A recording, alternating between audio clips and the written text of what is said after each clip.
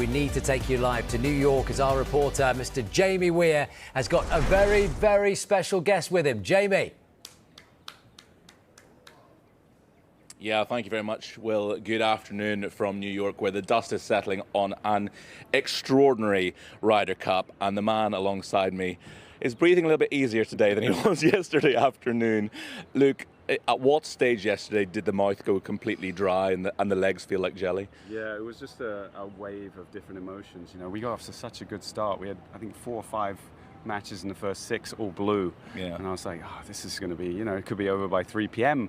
By 5 p.m., I think we were thinking this could go terribly wrong and we could lose this. But, you know, the boys at the end pulled through, thankfully, and it's nice to get to 15. Just try to describe that feeling of powerlessness when you're just looking up at that leaderboard and it's red after red after red and there's nothing you can do.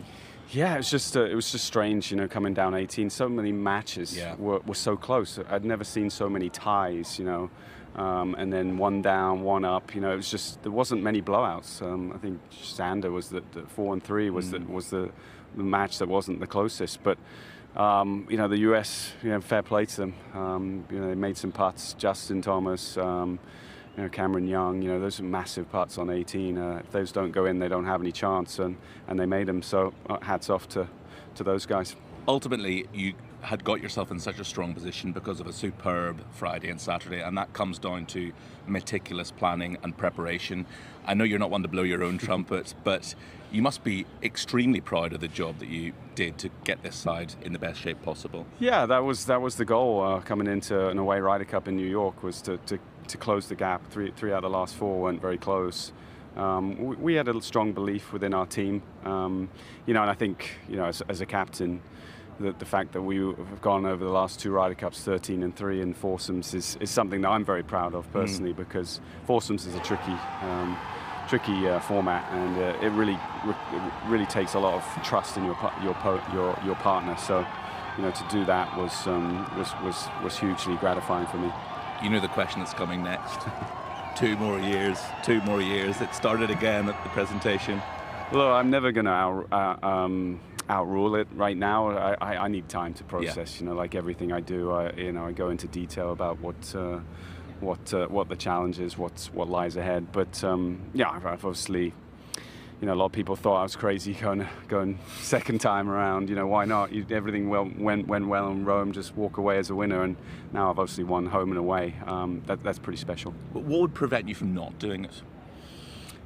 I mean, I haven't really thought about it, to be honest. I kind of want to enjoy this moment, enjoy this one. I know there's a few boys that live around me in Florida, and we might be celebrating this one for a while. I think what you have done is you have changed the role of what a Ryder Cup captain is. You know, I don't think it's a ceremonial honour given to a player in recognition of a career anymore. It is now got to be treated like a full-time job, and that's what you've done for over 3 years. Yeah, I mean, obviously you get asked, you know, how important is the role of the captain. You hope it makes a difference. You obviously still need your 12 players to step up and your big players to step up, which they did. But, you know, again, creating that good environment, I think, is important for them. I don't want to labour the point because today's a day for celebration, but just the one downer of the week, the behaviour of a small but a vocal minority of the crowds. That was unacceptable. That crossed a line, and that's something that needs to change going forward. Yeah, you'd hope so. We want to play the game in the right spirit. We want the fans to cheer for their team and cheer hard. We just don't want them to cheer against you know, the opponents. I don't think that's really what the Ryder Cup's about. We want it tough. You know, we want it spirited, we want it passionate, but not going over the line. And just a word in that regard on Rory, who I thought handled it superbly, because he was the lightning rod for those fans and bore the brunt of the abuse. Yeah, I mean, Rory's he's made it quite clear how important the Ryder Cup is, and winning an away Ryder Cup. He does whatever he can to support the team, and again, 4 out of 5 points, I couldn't ask for more. Finally, whoever is at the helm in 2 years' time, the European Ryder Cup team is in great shape, isn't it? And in Rory alongside Tommy and John alongside Tyrrell, you've got Seve and Ollie's for the next 5 Ryder Cups there, and the family environment that you've created, it's in great shape. We have a great team as well behind the scenes that work tirelessly.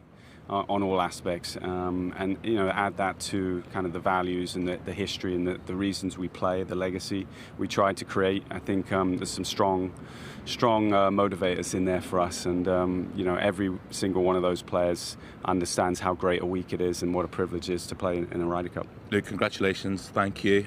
Get a good night's sleep tonight. I'm sure you're in desperate need of one. I'm going to grab this in as well, because this is heading back across the Atlantic. It's a beautiful thing. It is a beautiful thing, and he won't blow his own trumpet, so I'll do it for him. As a player, played for, won for. As a captain, captained to, won to. An icon of European Ryder Cup golf. It's been an incredible week here in New York. This is heading back across the Atlantic, and we do it all over again in 2 years' time in Ireland. Love it. What a guy, Luke Donald. Lovely interview that, Jamie. Look, the Irish get it done, Clinton, don't they? That's what we do. Shane Lowry, you call on the Irish, and that's what we do. We get it done. Brilliant, though. It was brilliant. Shane Lowry does actually know the words to the Irish national anthem. You were just miming, I think. I definitely know it, so you don't want me to sing it live on the TV. £100 to charity if you sing the Irish national anthem right now live. We've got to go to a break, so when I do it, I'll do it after that. We haven't got to go to a break, but anyway. OK.